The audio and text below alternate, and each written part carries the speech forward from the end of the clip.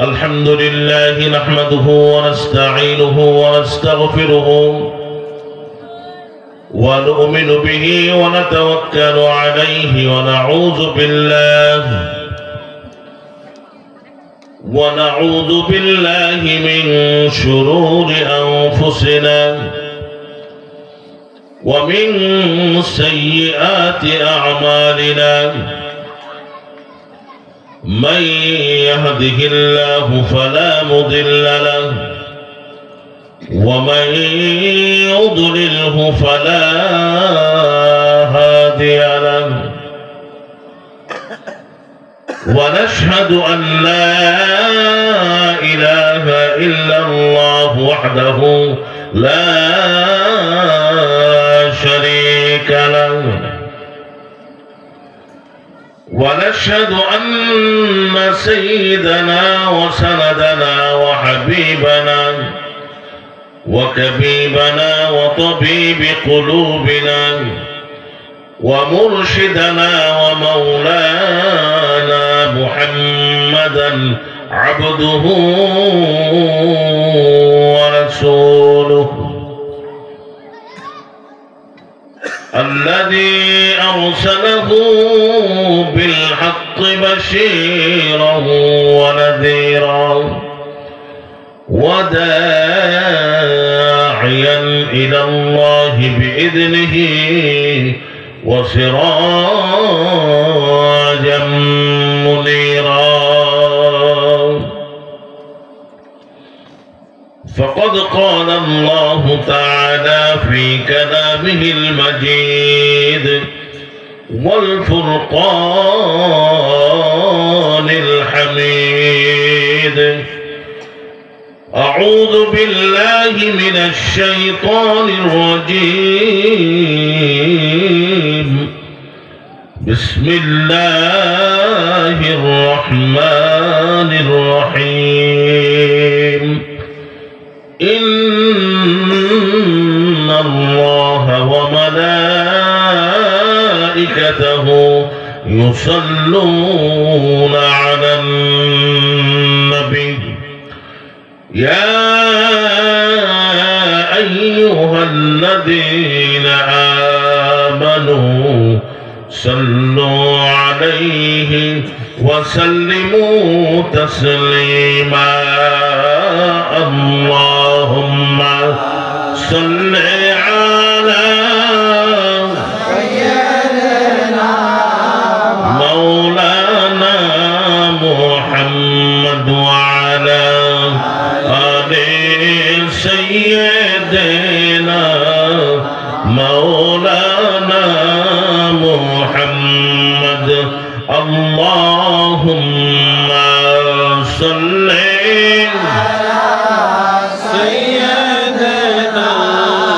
مولانا محمد وعلى آل سيدنا مولانا محمد কেমনে থাকি বাংলাদেশে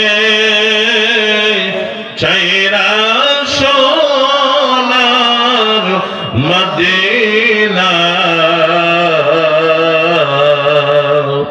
কেমনে থাকি বাংলাদেশে চাইরা সোনার মদিনা না দেখলে প্রাণ বাঁচে না যে বলেন না হাবিবাল্লাহ আল্লাহুম্মা সাল্লি আলা مولانا محمد وعلى آل سيدنا مولانا محمد দিবানিশি চাই নয়নে দেখতে আপনার নূরের মুখ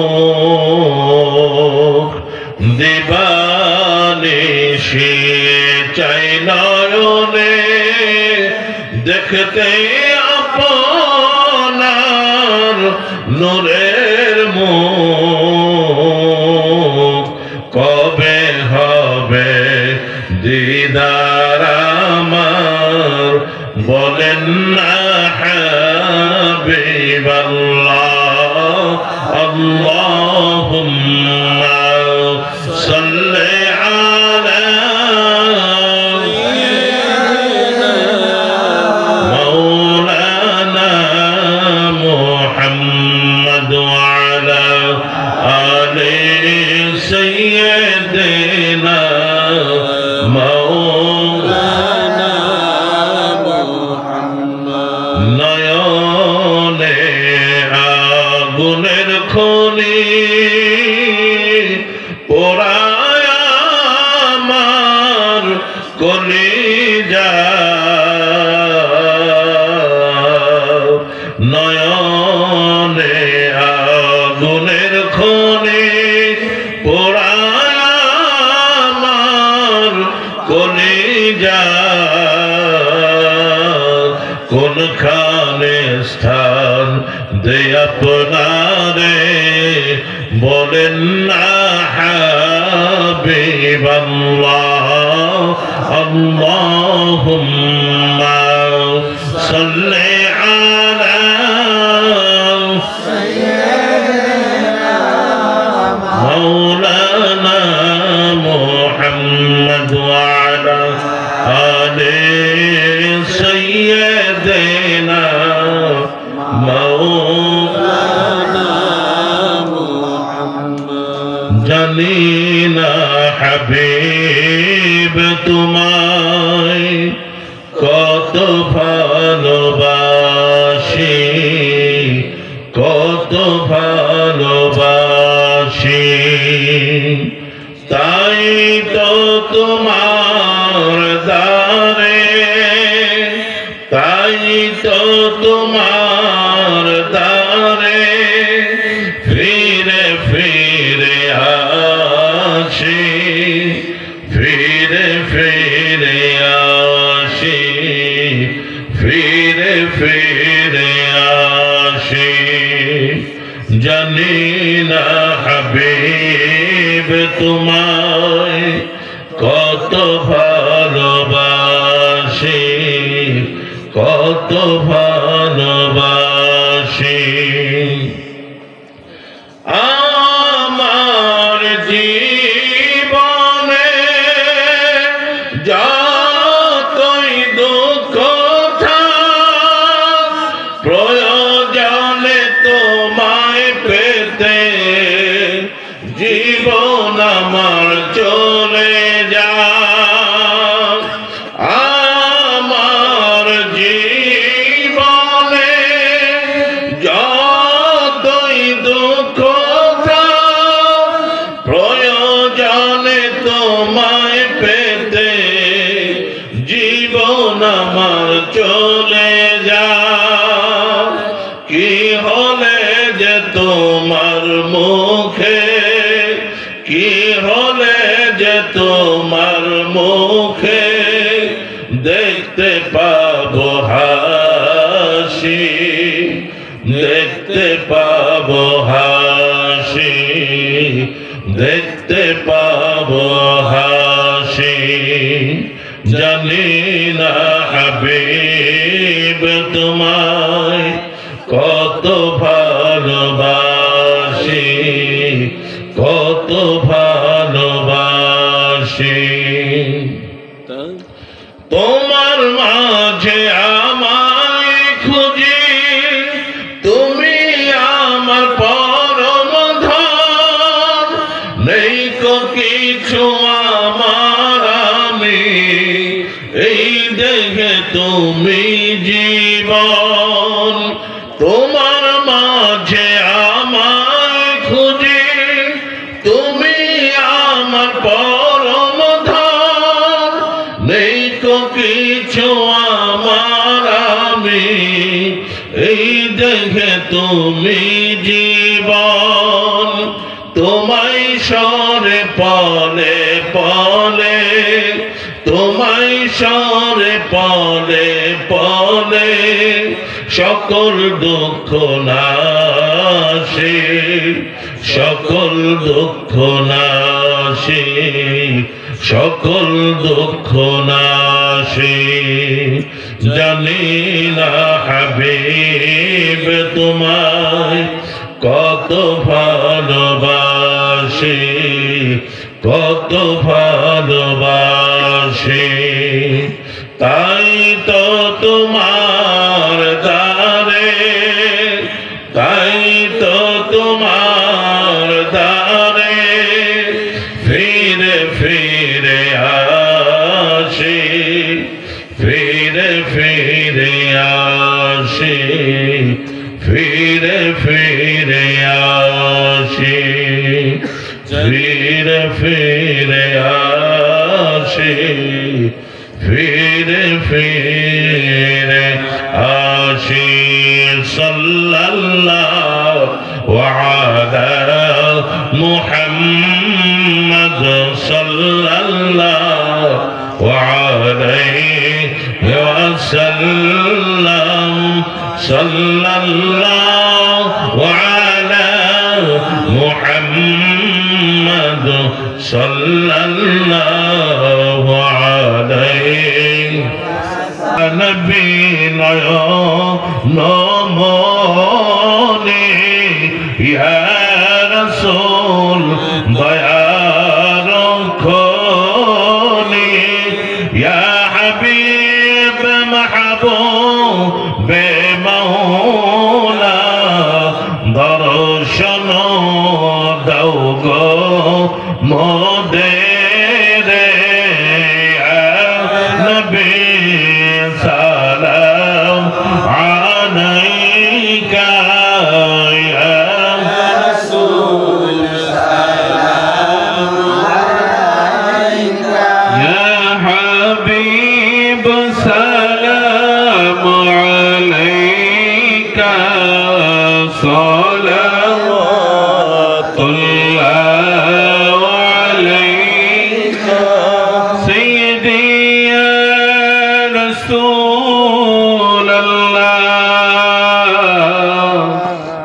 সাইয়্যিদি ইয়া হাবিবাল্লাহ।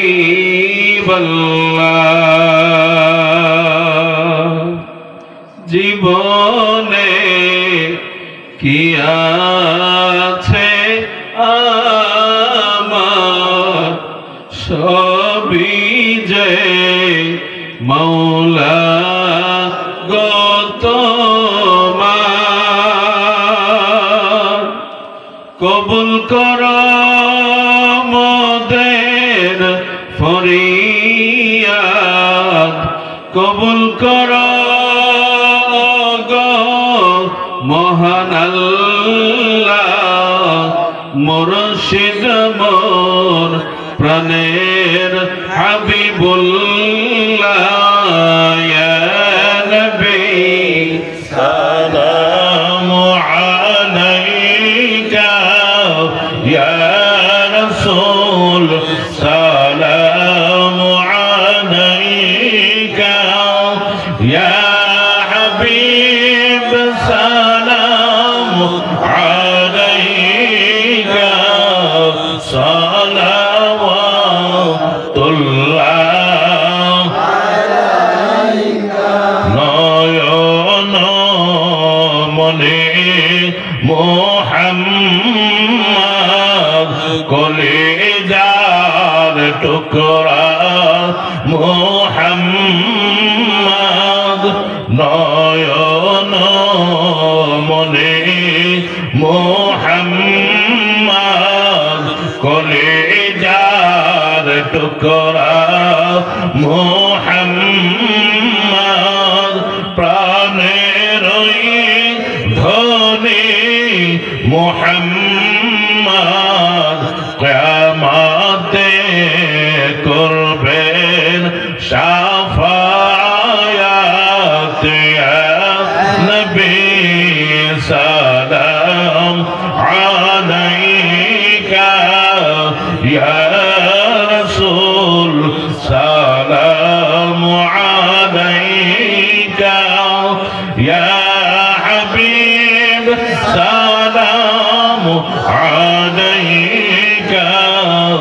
সালাওয়াতুল্লাহ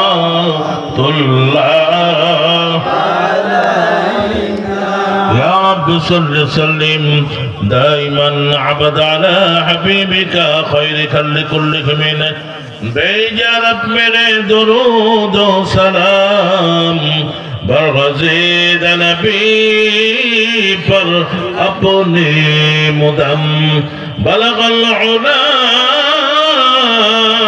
बिकमालिही कशफत दुजा बिजमालिही हसनत जमीउ खसालिही सल्लु अलैहि व आलिहि सल्लिमू या कौम बल सल्लु अला सदरिल अमीन मुस्तफा मा जा इल्ला रहमतल लिल आलमीन रहमत आलम नूर मुजस्सम सल्लल्लाहु अलैहि वसल्लम सल्लल्लाहु अलैहि वसल्लम नबी गोयामर दयार आधार नबी गोयामर दयार आधार জানাই তোমায় লাখো সালাম রহমতে আলম নূরে মুজাসসাম সাল্লাল্লাহু আলাইহি ওয়াসাল্লাম সাল্লাল্লাহু আলাইহি ওয়াসাল্লাম হে নবী পাক साहिब लौला हे नबी पाक साहिब लौला बिराज देखे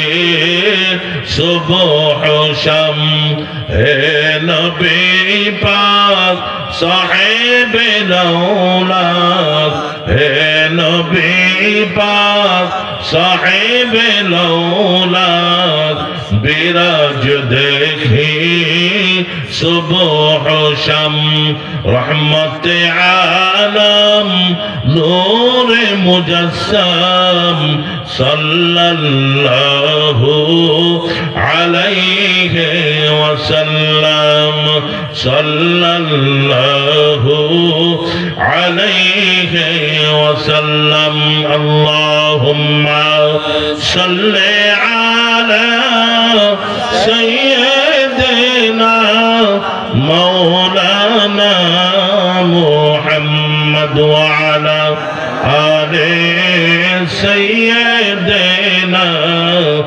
मौलाना मुहम्मद अल्हम्दुलिल्लाह व शुक्रुलिल्लाह अस्कर सलात सलाम हबीबिल्लाह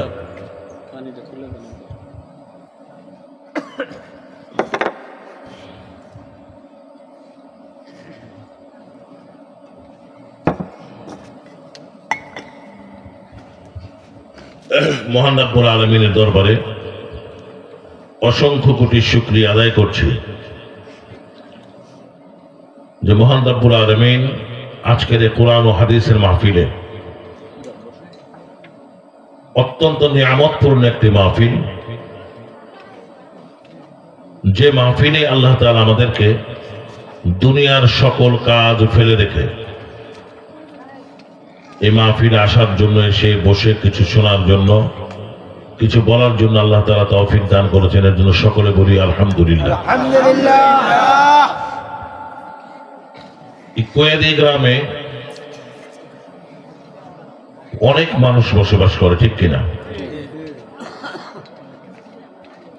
10 ভাগের 1 ভাগ মানুষ কোরআন মাহফিল আসতে পারে নাই। আচ্ছা, ফুলমালির চালা যাও। এই এলাকায় কি মানুষ এগুলি নাকি আরো আছে? আছে, হাজার হাজার লোক আছে। আসলে এই ধরনের জান্নাতের বাগানে তো সবাই আসতে পারবে না। সবাইকে আসতে পারবে? যেমন আমি মাঝে মাঝে অনেক জায়গায় একটা উদাহরণ দিই।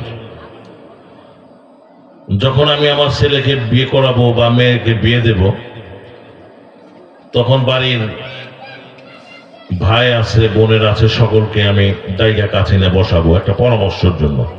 একটা অনুষ্ঠান হলে একটা পরামর্শ করতে হয় না? পরামর্শ করার জন্য বড় ভাইকে ডাকবো, ছোট ভাইকে ডাকবো, ভাইয়ের বউদেরকে ডাকবো, বোনদেরকে ডাকবো, তাদেরকে আমরা একটা আলোচনায় বসবো ঘরে। আমার ছেলে হয়তো বা বলবো যে তুমি খাতা কলম নিয়ে বসো, কারণ অনুষ্ঠান যে আমি করব কতজন লোক হবে এটা একটা এস্টিমেট করতে হবে না? মানুষ কতজন সেই বুঝা তো বাবুর্চি এস্টিমেট দেবে, ঠিক না? আপনি কি 100 লোকের অ্যারেঞ্জমেন্ট করবেন, না 300 লোকের অ্যারেঞ্জমেন্ট করবেন, না 500 লোকের অ্যারেঞ্জমেন্ট করবেন? এটা এস্টিমেট বাবুর্চিকে দিতে হবে। আমি 500 লোকের অ্যারেঞ্জমেন্ট করতে চাই, বা 300 লোকের, কি 100 লোকের, ঠিক না? ওই অনুযায়ী উনি বলবে এতগুলা চাল লাগবে, এতটুকু তেল লাগবে, লবণ লাগবে, কাঁচামরিচ, পেঁয়াজ, আদা, রসুন ইত্যাদি ইত্যাদি মশলাপাতি সে বলতে থাকবে। তো তার আগে প্রথমে কি করতে হয়? আগে পরামর্শ করে মানুষ কতজন হবে এটাকে এস্টিমেট করতে হয়, ঠিক কিনা? তো তখন আমি আমার ছেলেকে বলবো যে তুমি কাগজ কলম নিয়ে বসো, আমি বলতে থাকি। আচ্ছা, আপনি বলেন তো, প্রশ্ন করি, করটিয়া গ্রামে আমি যাদেরকে দাওয়াত দিব তারা কি করটিয়া গ্রামের নিম্নমানের লোক নাকি উচ্চমানের লোক? অনুষ্ঠানগুলোতে কাকে দাওয়াত দেওয়া হয় বেশিরভাগ? উচ্চমানের না? এলাকার চেয়ারম্যান সাহেব, মেম্বার সাহেব, এলাকার মসজিদের ইমাম সাহেব, তারপরে সম্মানী ব্যক্তিবর্গ, দেখে দেখে দেখে দেখে একজন একজন করে তাদের নাম লেখা হয়, ঠিক কিনা? তারপর যদি আমি কার্ড ছাপাই, ওই প্রত্যেকের নামে এনভেলপের উপর নাম লেখা লেখা আমি যাই অথবা আমার ছেলের মাধ্যমে বা আমার কোনো প্রতিনিধির মাধ্যমে একটা একটা চিঠি বাড়িতে বাড়িতে পৌঁছাবো, ঠিক কিনা? আমি আমার ছেলেকে বললাম চেয়ারম্যান সাহেবের নাম লেখো, মেম্বার সাহেবদের নাম লেখো, ইমাম সাহেবের নাম লেখো। এইভাবে তো নাম লেখা হয় নাকি না? গ্রামের সবচেয়ে নিম্নমানের লোকের নাম লেখি বা লিস্টে ওইভাবে লেখা হয়, তাই কি লেখে? সমাজে কিন্তু ওইভাবেই লেখা হয়। উচ্চমানের লোকজন, বৃত্তশালী, তাদের নামগুলো আগে আসে, ঠিক না? তারপর একটা এস্টিমেট হয়, এতজন লোক হইল আমার ফ্যামিলির, এতজন। তারপর বর পক্ষ থেকে আইব 50 জন বা 100 জন, এরকম মিলাইয়া আমরা একটা এস্টিমেট করে যে 300 লোকের আয়োজন করো, ঠিক কিনা?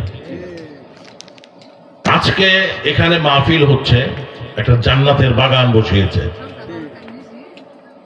আল্লাহ রাসূল বলেছেন যেখানে মাজলিসুল কোরআন মাজলিসুল্লাহ, যে মজলিসে কোরআন ও হাদিসের আলোচনা হয় ওটা স্বয়ং আল্লাহ তাআলার মজলিস হয়ে যায়। সুবহানাল্লাহ বলুন। আল্লাহ তাআলা যে এখানে মজলিস হবে আল্লাহ জানে কি জানে না? যাই না। আল্লাহ তাআলা কয়, এই রহমতের ফেরেশতারা কাগজ কলম নিয়ে বসো। আমার জান্নাতের বাগান, জান্নাত তো সবার জন্য হবে না। জান্নাতি হবে কে? যে ব্যক্তি আল্লাহর মনোনীত বান্দা হবে, ঠিক কিনা? আল্লাহ তাআলা বলবে যে আমি একজন একজন করে নাম বলবো, রহমতের ফেরেশতা তোমরা একজন একজন করে নাম লেখো, এরাই আমার জান্নাতের বাগানের মেহমান হবে। সুবহানাল্লাহ। আল্লাহ তাআলা একজন একজন করে নাম লিখছে। যাদের নাম লেখা হয়েছে তারা প্রত্যেকে আজকের এই জান্নাতের বাগানের মেহমান। সুবহানাল্লাহ। যারা আসতে পারে নাই তাদের নাম তো লিস্টে নাই। আল্লাহ যাদেরকে ভালোবাসে, যাদেরকে আল্লাহ মহব্বত করে, তাদেরকে একমাত্র দাওয়াত দেওয়া হয়েছে, ঠিক না বেঠিক? কারণ আমি আমার বন্ধু, আমার আপনজন, আমার সবচেয়ে কাছের মানুষদেরকে আমি আগে দাওয়াত দেব।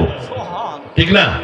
এর জন্য আল্লাহ তাআলা আপনাদের নাম একজন একজন করে লেখা হয়েছে বিধায় আল্লাহ তাআলা আসার জন্য আপনাকে আসার রাস্তা এবং আপনার মনের অবস্থা সবকিছু আল্লাহ তাআলা পরিবর্তন করে দিয়েছে। সুবহানাল্লাহ। যারা আজকে দেখেন অনেকে ঘরে ঘুমাচ্ছে, তার নাম তো নাই লিস্টের ভিতরে, তার মনের ভিতরে মহাব্বত নাই। আল্লাহ তাআলা মহাব্বত সৃষ্টি করে দেন। আল্লাহর হাবিব যখন আল্লাহর দরবারে হাত তোলেন যে আল্লাহ আমার 2 ওমরের 1 ওমর দাও, ওমর ইবনুল খাত্তাব অথবা ওমর ইবনুল হাসিম, যার নাম আবু জাহেল। আবু জাহেলের তার লকবি নাম, তার আসল নাম হচ্ছে আমের বা ওমর। ওমর ইবনুল হিশাম আর ওমর ইবনুল খাত্তাব। আল্লাহ রাসূল হাত তুলে আল্লাহর কাছে দোয়া করেন, আল্লাহ 2 ওমরের 1 ওমর তোমার কাছে আমি চাই, একটা ওমর তুমি আমারে দাও। যারা ঈমান নিচ্ছে, যারা ঈমান গ্রহণ করছে, তাদেরকে কুরাইশরা কি নির্যাতন করে, তাদের ঘর বাড়ি জ্বালায় দেয়, তাদেরকে মারধর করে, তাদের হাতে পায়ের ভিতরে বুকে পাথর চাপা দেয়, রোদ্রের মধ্যে ফালায় রাখে, কত অত্যাচার জুলুম অত্যাচার করে। আল্লাহ 2 ওমরের 1 ওমর আমারে দাও। আল্লাহ রাব্বুল আলামিন ওমর ইবনুল খাত্তাবকে আল্লাহ তাআলা পছন্দ করলেন। কিভাবে হবে? কুরাইশরা যখন সবাই মিটিং এ বসছে, আলোচনা যে কে পারবা মুহাম্মদের মাথা কেটে আনতে। পিছনে কেন কথা? ওমর ইবনুল খাত্তাব রাদিয়াল্লাহু তাআলা আনহু, তারপর আবু জাহেল, তারপরে উতবা, সাইবা, মুগীরা, এরকম কুরাইশদের যারা নেতা ছিলেন, যারা নেতৃত্ব দিতেন, লিডার পার্সনরা বসেছে মিটিং এ যে কে পারবা মুহাম্মদের মাথা কেটে আনার জন্য। নাউজুবিল্লাহ মিন যালিক। কে কার সাহস আছে, কে পারবা মুহাম্মদের মাথা মস্তক থেকে মানে বডির থেকে আলাদা করে মাথাটা নিয়ে আসতে পারবা। তাকে 5000 স্বর্ণ মুদ্রা দেওয়া হবে, তাকে 5000 উট দেওয়া হবে, তাকে 5000 দুম্বা দেওয়া হবে, তাকে 5000 ছাগল দেওয়া হবে এবং তার বাড়ি ঘর যা কিছু প্রয়োজন সব করে দেওয়া হবে। কে পারবা এই মিটিং এর ভিতরে মুহাম্মদের মাথা কল্লাটা আইনে দিতে পারবা? কে পারবা? ওমর ইবনুল খাত্তাব রাদিয়াল্লাহু তাআলা আনহু একজন বীর যোদ্ধা ছিলেন, অতি সাহসী ছিলেন। আল্লাহ রাসূল বলেছেন যে পথ দিয়ে ওমর হেঁটে যায় ওই পথ দিয়ে 40 দিন পর্যন্ত ইবলিস হাঁটে না ভয়ে। আল্লাহু আকবার বলেন। ওমর ফারুক রাদিয়াল্লাহু তাআলা যে রাস্তায় হেঁটে গেছে 40 দিন পর্যন্ত শয়তান, ইবলিস শয়তান ও রাস্তা যাইতে ভয় করতো যে এই রাস্তাটা ওমর হেঁটে গেছে। বুঝতে পারছেন ইমানি কত শক্তি ছিল তাদের। উনি বললেন যে আমি ওমর ইবনুল খাত্তাব, আমি পারবো মুহাম্মদের মাথা কেটে এনে দিতে পারবো। আমি কষ্ট হচ্ছে আপনাদের? মনে করে দিব না একটু কথা বলবো নাকি? ওমর ইবনুল খাত্তাব তরবারি বের করলেন, খাপের ভিতর থেকে বের করে উনি রওনা হয়েছে মুহাম্মদ সাল্লাল্লাহু আলাইহি ওয়াসাল্লামের দরবার দিকে গিয়ে ওনার মাথা কাইটা নিয়ে আসবে। আমরা যদি কোথাও যাই, রাস্তার মধ্যে যদি বোনের বাড়ি পড়ে বা ভাইয়ের বাড়ি পড়ে, তাহলে একটু দেখা করি না? বোনের বাড়ি আছে, তাহলে বোনের একটু দেখা যায়, কিরকম যায় কিনা? তো পথিমধ্যে ওমর রাদিয়াল্লাহু তাআলা আনহুর বোনের বিয়ে হয়েছে, বোনের বাড়ি। বললো যে যাইতেছি যখন, তাহলে আমি একটু বোনটার এক নজর দেখে যাই। ছোট বোন দেখা যায়, মনের টানে অন্তরের টানে ছোট বোন, তার এক নজর দেখে যায়, অনেকদিন ধরে দেখি না। উনি আসছে বাড়ির কাছে, আইসা দেখে দরজা জানালা বন্ধ, কিন্তু বাইরের থেকে যদি বন্ধ করতো তাহলে তালা থাকতো, শেকল থাকতো। বন্ধ হয়েছে ভিতর থেকে, তাহলে ভিতরে মানুষ আছে, ঠিক কিনা? কথা বুঝতে পারতেছেন না? বোঝেন না? ভিতরে তাহলে মানুষ আছে, কারণ ভিতর থেকে আটকানো। ওমর রাদিয়াল্লাহু তাআলা আনহু চুপ করে দাঁড়াইলেন দরজার পাশে, চুপ করে কানটা এরকম পাইতাতে দাঁড়াইলেন যে ভিতরে কি আসলে মানুষ আছে কি নাই।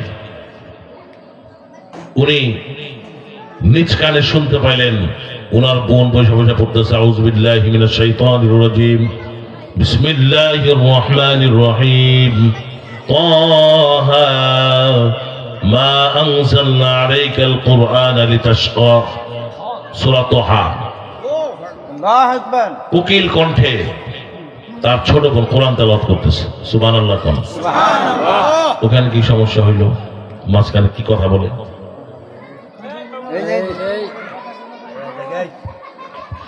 দর্শি পড়েন আল্লাহুম্মা সাল্লি আলা মাওলানা মুহাম্মদ ওয়া আলা আলিহি মাওলানা মুহাম্মদ। মাহফিলের একটা আদব আছে, একটা সিস্টেম আছে। সিস্টেম শেখার জন্য যে আমাদের মাসিক মাহফিলগুলো, ঠিক কিনা? তরিকতের সর্বপ্রথম হচ্ছে আদব। কি চূড়ান্ত আদব? তরিকতের প্রথম সবক হচ্ছে আদব। আমার বাবা একটা কথা বলতেন যে বেয়াদব বেনসিব বা আদব বানসিব। যে বেয়াদব বেয়াদবি করবে, যে বেয়াদব হবে সে কোনোদিন কোনো কিছু পাবে না। আর বাদব যার মধ্যে আদব আছে সে সব কিছু পাবে, সুবহানাল্লাহ বলে। আর যে কোনো মাহফিল, শুধু এই মাহফিল নয়, যে কোনো মাহফিলে যাবেন দুইটা জিনিস খেয়াল রাখতে হবে। একটা হচ্ছে বক্তা আলোচনা করছে, আলোচক আলোচনা করছে, আপনার নজর থাকবে আলোচকের চোখের দিকে, আপনার নজর থাকবে ডাইনে বামে পিছনে সামনে উপরে নিচে, কোনো দিকে নয়, শুধু যিনি আলোচনা করছেন তার চোখের দিকে। উনি কি বলছে আপনি কথাগুলো ক্যাচ করেন। যেটা প্রয়োজন নাই ডিলিট করে দেবেন, যেটা দরকার ব্রেনে ফেলায় রাখবে, ঠিক না ঠিক? যদি এই না হয়, যদি চোখের মধ্যে, যদি চোখের নজরে, যদি চোখের নজরে যদি না হয়, অন্যজন যদি অন্যদিকে খেয়াল করে, তাহলে কি হয় জানেন? আলোচকের মধ্যে একটা প্রতিক্রিয়ার সৃষ্টি হয় যে আমার আলোচনা মনে হয় ওনার কাছে ভালো লাগতেছে না, শুনতে মজা পাইতেছে না, ঠিক না বেটি? যখন এই প্রতিক্রিয়াটা আলোচকের মধ্যে আসবে, তখন সে আর সাবলীল আলোচনা করতে পারবে না, ঠিক কিনা? এর জন্য এটা খেয়াল রাখতে হবে। যদি কারো কোনো জরুরি কথা থাকে, এখন না বলে মোনাজাতে পরে বলবেন। আর যদি জরুরি এখনই বলার দরকার হয়, তাহলে চুপ করে ওইটা বাইরে যায়, কথা শেষ করে আবার এসে বসবে। ভিতরে বসে কোনো আলোচনা করা যাবে না, ঠিক কিনা? কারণ মসজিদের ভিতরে যেমন দুনিয়াবি কথা বলা জায়েজ নাই, ওই রকম জান্নাতের বাগানে বসেও কোন দুনিয়াবি কোনো কথা বলা জায়েজ নাই। কথাটা মনে থাকবে তো ইনশাআল্লাহ? জি। কষ্ট পাইলেন আপনারা? আমি তো আগেই বলছি যে এই মাহফিলগুলা শেখার জন্য। আমরা কেউই মার পেটের থেকে কিছু শিখা আসি নাই, ঠিক না? দিন যাবে, আস্তে আস্তে শিখতে থাকবো। যারা তরিকতে প্রবেশ করেছেন তাদের অত্যন্ত বিনয়ী হইতে হবে, অত্যন্ত বিনয়ী, এবং তার রাগটাকে সে যেন কন্ট্রোল করতে পারে। আমার বাবাকে যারা সরাসরি দেখছেন, এখানে কে কে আছেন আমার আব্বার সরাসরি দেখছেন? আব্বার সম্পর্কে ধারণা কি? আব্বা কি খুব মেজাজি ছিলেন না খুব শান্ত মেজাজের ছিলেন, ঠিক না? জি। তবে আমি একটা কথা বলি, আমার আব্বা যেরকম খুব ঠান্ডা ছিলেন, আব্বা প্রচন্ড গরম ছিলেন, ঠিক না ঠিক? প্রচন্ড গরম ছিলেন। আল্লাহর ওলিরা সালালি মেজাজের হয়, আবার একেবারে বিনয়ী ছিলেন। দুইটাই থাকা লাগবে, ঠান্ডাও থাকতে হবে, আবার গরমও থাকা লাগবে। যখন যেটা প্রয়োগ করা লাগে সেটা তখন প্রয়োগ করতে হবে, ঠিক না বেটি? মুর্শিদের সামনে, পীরের সামনে উঁচা গলায় কথা বলা চরম বেয়াদবি, এগুলো মনে রাখতে হবে। মুর্শিদের সামনে বিনয়ের সাথে দাঁড়াইতে হবে, মাথাটা একটু নিচু করে। কারণ মুর্শিদ কিবলা, মুর্শিদ কিবলা। কিবলা কয় প্রকার বলেন তো? কথা লাইন কেটে আরেক দিকে ঢুকে বললাম। মুর্শিদ কিবলা কার জন্য? মুর্শিদ কিবলা মুরিদের জন্য, ঠিক না? যে বায়াত হয়েছে তার জন্য পীর হচ্ছে কিবলা, যে বায়াত হয় নাই সে তো তার তো কিবলা না। কিবলা 5 প্রকার। কয় প্রকার? সবাই মনে রাখেন। কিবলা কয় প্রকার? 5 প্রকার। 1 নাম্বার কিবলা হইল আমাদের দেশে কিছু কিছু আলেম ওলামা আছে, তারা মাজার বা কবর যখন জিয়ারতে দাঁড়ায়, যখন মোনাজাত করে তখন পশ্চিমমুখী খারে মোনাজাত করে। দেখছেন না? দেখেন নাই? দেখছেন কি? এমনি তসবিহ তাহলিল যাই কিছু পড়বে, ইস্তেগফার, ফাতিহা শরীফ, ইখলাস শরীফ, দুরূদ শরীফ যা কিছু পড়বে, যে যেভাবে সে করবে খালে সেভাবে পড়ছে। যখন মোনাজাত করবে সবাই পশ্চিম দিকে মুখ করে খারাপ বলছে না? বলে তো এরকম। মোনাজাতের কিবলা কি কাবা? মোনাজাতের কিবলা কি কাবা? আমরা যেমন নামাজের মধ্যে যে নিয়ত করি, নাওয়াইতু আন উসাল্লি লিল্লাহি তাআলা আরবা'a রাকাআতি সালাতিল ইশাই ফারদুল্লাহি তাআলা ইক্তাদাইতু বিহাদাল ইমাম মুতাওয়াজ্জিহান ইলা জিহাতিল কাবাতিশ শরীফাতি। আল্লাহু আকবার। বলি না? বলি না? তাহলে এর অর্থ কি হইল?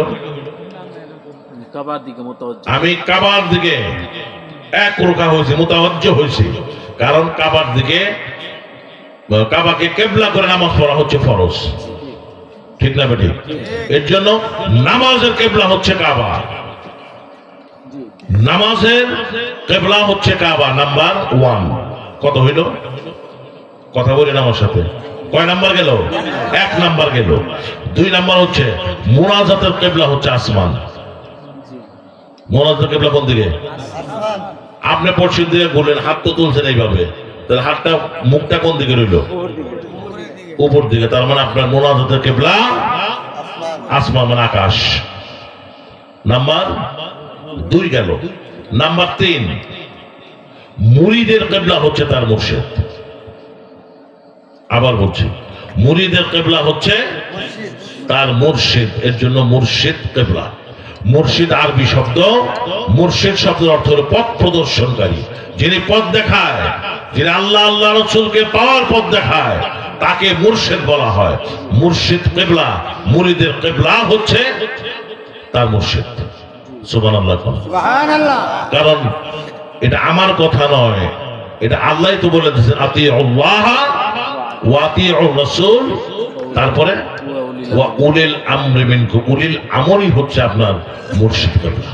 সুবহানাল্লাহ। সুবহানাল্লাহ। কোন আল্লাহ বলছে আতিউল্লাহ, এই বান্দারা আমার অনুসরণ অনুকরণ করো। আল্লাহর অনুসরণ অনুকরণ করবে। আল্লাহ কই? আল্লাহ কোথায় বলেন? আল্লাহ দেখছেন? তাহলে আল্লাহর আনুগত্য করবেন কেমনে? আল্লাহর আনুগত্য কিভাবে করবেন? যাকে দেখা যায় না তার আনুগত্য করবেন কেমনে?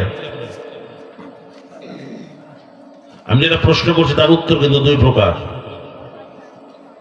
একটা শরিয়ত, আরেকটা উত্তর আছে কিন্তু মারিফত। আমি ওই লাইনে যাই না। মারিফতের আলোচনা মাইকে করা যাবে না। শরীয়ত অর্থ প্রকাশিত, প্রকাশ, যেটা দেখা যায়, লাইট জ্বলতেছে আমরা দেখতেছি না, এটা হচ্ছে শরীয়ত। আর মারিফত কোনটা জানেন? মারিফত মানে গোপন। মারিফত শব্দের অর্থই গোপন। কেমন গোপন? আমি একটা উদাহরণ দিয়ে বোঝাই। আমার পেছনে বাতাস দিতেছে না, আমার গায়ে বাতাস লাগতেছে তো না? বাতাসের রং কেমনে?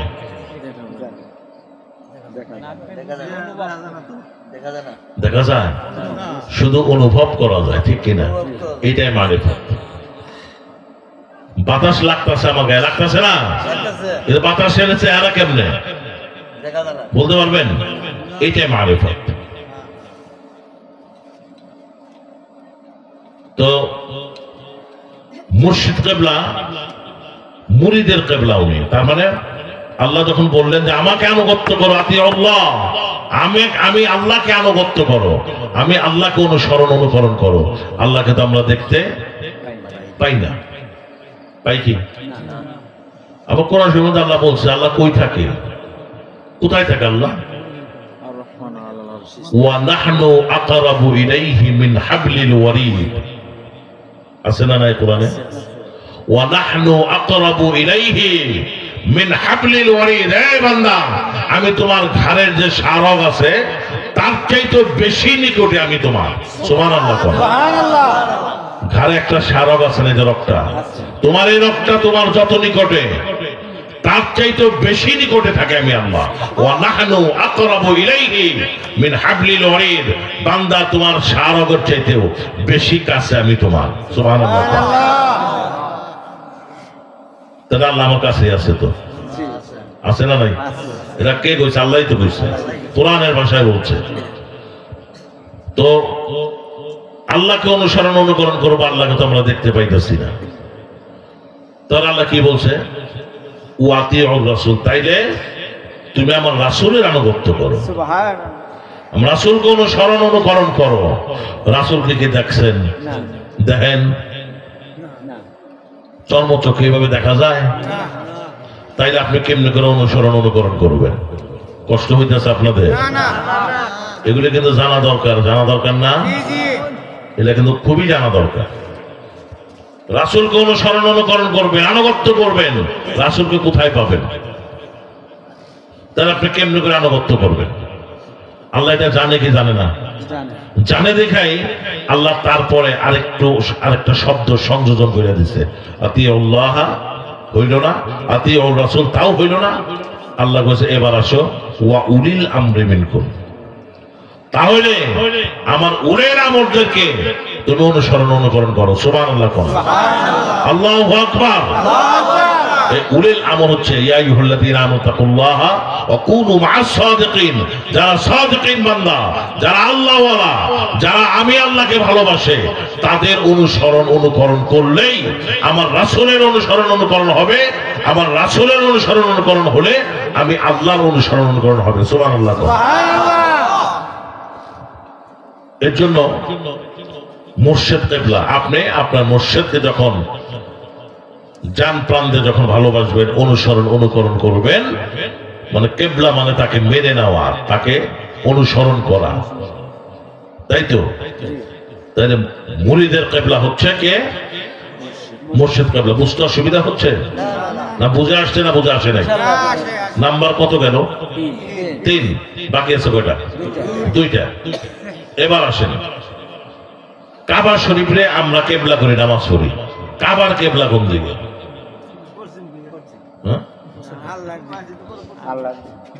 কাবার কেবলা কোন দিকে? কাবার কেবলা হচ্ছে মদিনাতুল মুনাওয়ারা। সুবহানাল্লাহ। মদিনাতুল মুনাওয়ারা হচ্ছে কাবার কেবলা। কারণ কাবা সৃষ্টি হইতো না যদি আল্লাহ আমাদের হাবিবকে সৃষ্টি না করতেন। সুবহানাল্লাহ। ঠিক না বেটি? হাবিবকে সৃষ্টি না করলে কাবার পয়দা হইতো না, না হইতো? এই জন্য কাবার কেবলা হচ্ছে সোনার মদিনা, মদিনাতুল মুনাওয়ারা। আর মদিনাওয়ালার কেবলা হচ্ছে আল্লাহ। আল্লাহু আকবার, আল্লাহু আকবার। 5টা মিলছে না? মিলে নাই। এর জন্য মুর্শিদ কিবলার কাছে না গেলে আতিউল্লাহ ওয়া আতিউর রাসূল ছুটে যাবে, থাকবে না। থাকবে?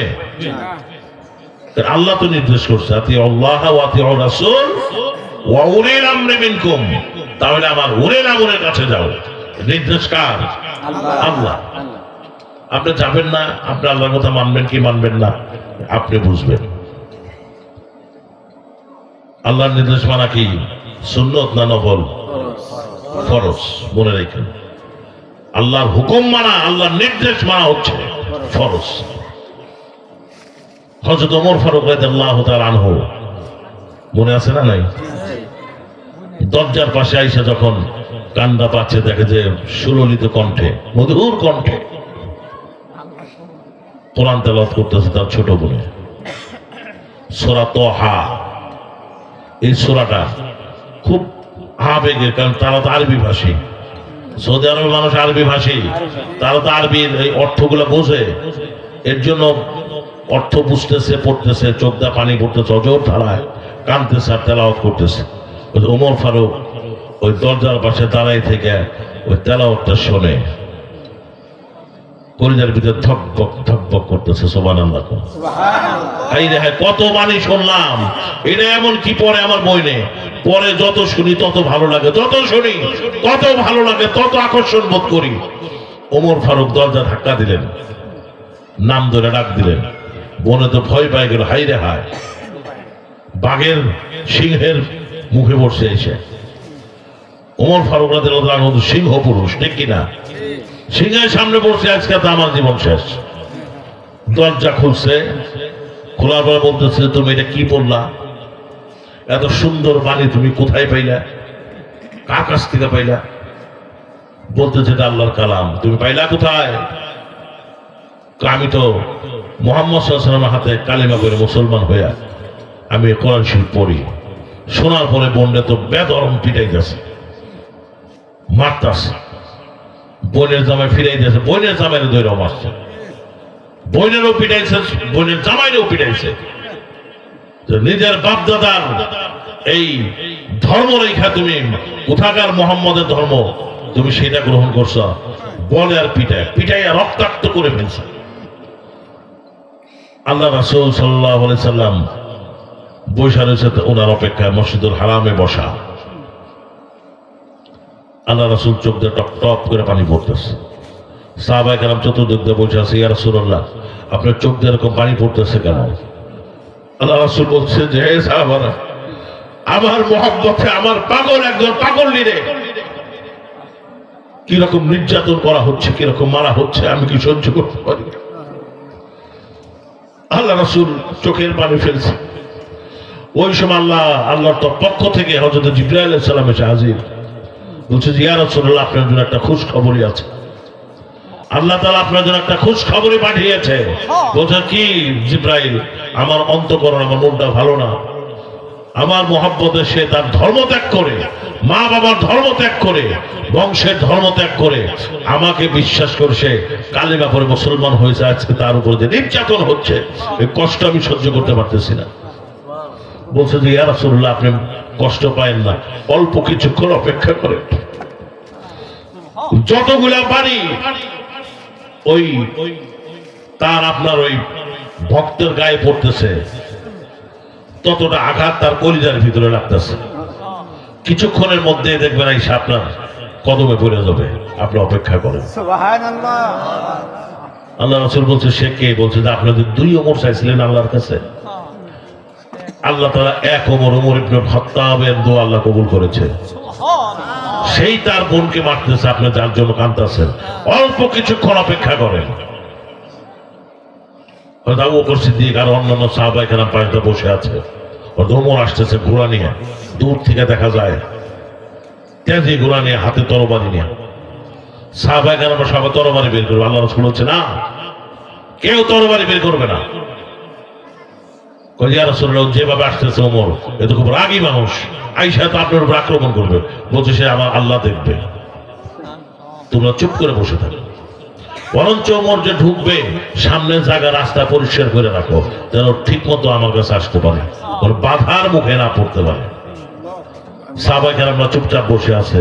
আল্লাহ রাসূল বলছে, ওমর ঘোড়ার থেকে দূরের থেকে লাফতে নামছে, নাইমা তরবারি হাতে করে নিয়ে খুব জোরে দ্রুত আসতেছে। সাহাবায়ে কেরামরা তরবারির মধ্যে হাত দিয়ে রাখছে, যদি তরবারি উঁচা করে তাহলে কি আমরা আক্রমণ করবো। আল্লাহ রাসূল বলছে, সাবধান, কেউ ওমর উপর আক্রমণ করবে না। হযরত ওমর রাদিয়াল্লাহু তাআলা আনহু তরবারিটা নিয়ে এসে আল্লাহ রাসূলের কদমের কাছে রাখলেন। আল্লাহু আকবার, নারায়ে তাকবীর, নারায়ে রিসালাত। তরবারি আল্লাহর হাবিবের কদমে রাখলেন।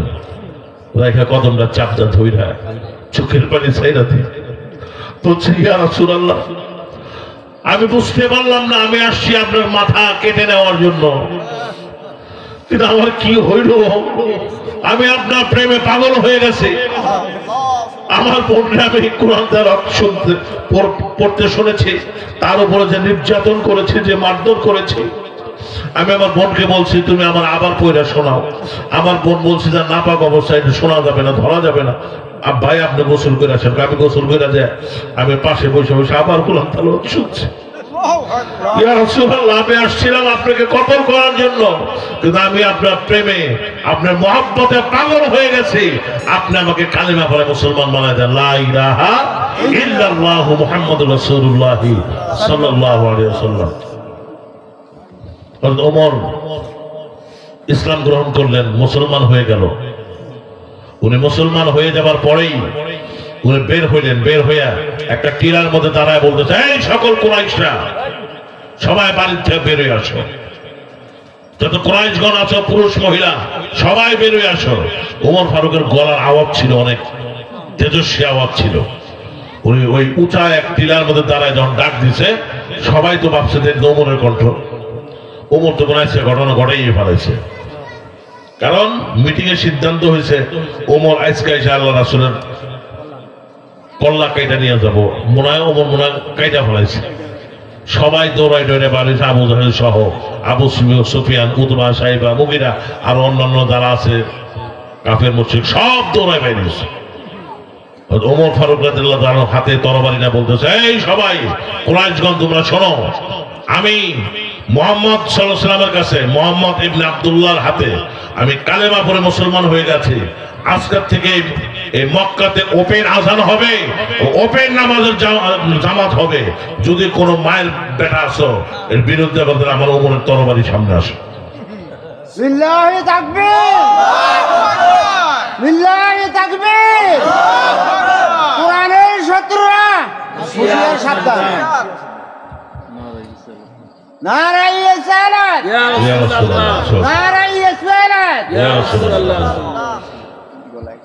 যখন ওমর রাদিয়াল্লাহু আনহু এই ঘোষণা দিলেন, কাফেররা একজন আরেকজন মুখোমুখি চাইছে, হায় রে হায়, আমাদের মধ্যে এত বড় একজন বীর পুরুষ আজকে মুহাম্মদের কাছে গেল,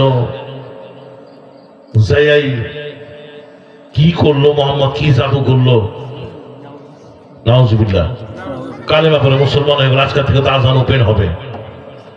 আজকের থেকে ওপেন আজান হবে মক্কায়, আর লুকোচুরি নয়, ইসলাম প্রচার হবে ওপেন, নামাজের জামাত হবে ওপেন। যদি কেউ বাধা দিতে আসো, ওমরের তরবারি তার কাল্লা আলাদা করে ফেলবে বডির থেকে। কারো বুকের পাটা নাই যে ওমরের সামনে আসে। সুবহানাল্লাহ কোন সেই সাহাবায়ে কেরামদের এত ত্যাগ। আজকে আমরা আল্লাহর হাবিব সাল্লাল্লাহু আলাইহি ওয়াসাল্লাম আমাদের জন্য ইসলামটা রেখে গেছে। সুবহানাল্লাহ। আর এই ভারতবর্ষ যত নবী রাসূল আসছে সব মিডল ইস্টে বিভিন্ন দেশে, সৌদি আরব, ইরাক, ইরান, ফিলিস্তিন, লেবানন, মিশর, তারপর আপনার কাতার, বিভিন্ন ওই দেশগুলোতে নবী রাসূল আসতেন। আমাদের ভারত উপমহাদেশের মধ্যে কয়জন নবী এসেছে? একজন আসে। আমরা আজকে ইসলাম পেয়েছি আল্লাহর ওলিদের, উলিল আমরে মিনকুম, যে আল্লাহ কইছে উলিল আমর হযরতে খাজা মুঈনুদ্দিন চিশতি হাসান সানজিরি রাহমাতুল্লাহ আলাইহি, যার হাতে 90 লক্ষ নন মুসলিম কালেমা পড়ে মুসলমান হয়ে তারা বায়াত গ্রহণ করেছিলেন। সুবহানাল্লাহ। হযরত শাহজালাল ইয়ামানি মুজাররাদি রাহমাতুল্লাহ আলাইহি ইসলাম প্রচারের কারণে উনি বিবাহ করার সময়টা পর্যন্ত পান নাই, এজন্য তার নামের মধ্যে মুজাররাদি লাগানো হয়েছে।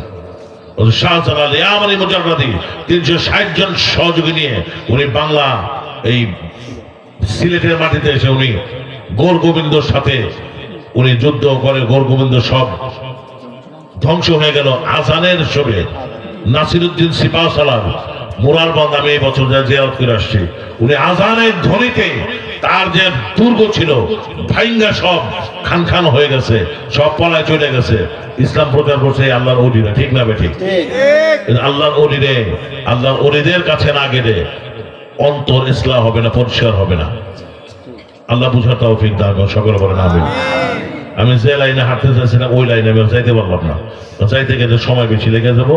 দরুদ পড়েন, আল্লাহুম্মা সাল্লি আলা সাইয়্যিদিনা মাওলানা মুহাম্মদ ওয়া আলা আলিহি সাইয়্যিদিনা মাওলানা। পীর মাশায়েখরাই এই ভারতবর্ষে ইসলাম প্রচার করেছে, ঠিক না বেঠিক? কোন সাহাবীও আসে নাই, কোন নবীরও জন্মগ্রহণ করে নাই। এরকম ইতিহাসে আমরা পাই নাই যে অমুক এক নবী আইছিল ভারতবর্ষে। আছে এরকম কোন ইতিহাস? ভারতবর্ষের মধ্যে ইন্ডিয়া, শ্রীলঙ্কা, পাকিস্তান, বাংলাদেশ, আপনার নেপাল, ভুটান, মায়ানমার, এরা সব নিয়ে আগে ভারতবর্ষ ছিল। এই ভারতবর্ষের ভিতরে একজন নবীও আসে নাই। আমরা ইসলাম পাইছি আজকে মাথায় টুপি, দাড়ি, জুব্বা, পাগড়ি, এগুলো আমরা পাইছি আল্লাহর ওলিদের মাধ্যমে পেয়েছি। সুবহানাল্লাহ বিহামদিহি। এই যে আল্লাহর ওলিদের কাছে না গেলে আমাদের অন্তর পরিষ্কার হবে না, ঠিক না বেঠিক? এই যে আল্লাহর ওলিদের কাছে যাবেন, বায়াত পড়বেন, সলিড দেখে, ভালো দেখে, হক পিট দেখে তারপর বায়াত গ্রহণ করবেন। যে আল্লাহ আল্লাহ রাসূলের পথ চেনাবে তার কাছে যাবেন। যে জাহান্নামের পথ দেখাবে ওই রকম পীরের কাছে যায় না। আমার দেশে আছে না এরকম? দাড়ি আর মোষ একাকার হয়ে গেছে, মাথায় বিরাট বড় জড়ালা, কাছে বিনুন জানা দুর্গন্ধ চলে, ঠিক না ঠিক? বানাই করতেছে কি হাই রাহে দুর্গন্ধ। আমাদের এই যে পশু ইয়ের ভিতরে পাঠা, কিন্তু শরীরে একটা বিকট একটা গন্ধ আছে, আছে না? একটা পাঠা নিয়ে যদি পীরের সামনে পাঠা চিৎকার দেয়, দাঁত লেগে যাবে গন্ধের চোখে, ঠিক না বেটি? এই ধরনের ভণ্ডের কাছে যাবেন না কখনো। সে নিজেও জাহান্নামী, আপনাকেও জাহান্নামে টাইনে নিয়ে যাবে। আল্লাহ আমাদেরকে বেঁচে থাকার তৌফিক দান করেন। সকলে বলে আমিন। তিনবার ইস্তিগফার করে আস্তাগফিরুল্লাহ রাব্বি মিন কুল্লি যামবি ওয়া আতুবু ইলাইহি লা হাওলা ওয়া লা কুওয়াতা ইল্লা বিল্লাহিল আলিয়্যিল আযীম। তিনবার পড়ুন। لا حول ولا قوة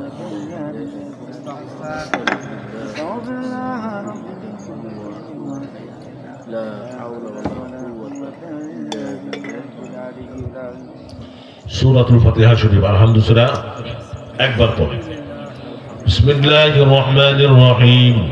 আলহামদুলিল্লাহি রাব্বিল আলামিন আর রহমানির রহিম মালিকি ইয়াউমিদ্দিন إياك نعبد وإياك نستعين اهدنا الصراط المستقيم صراط الذين أنعمت عليهم غير المغضوب عليهم ولا الضالين آمين. سورة الإخلاص قل هو الله أحد. এই সূরাটা তিনবার পড়ো।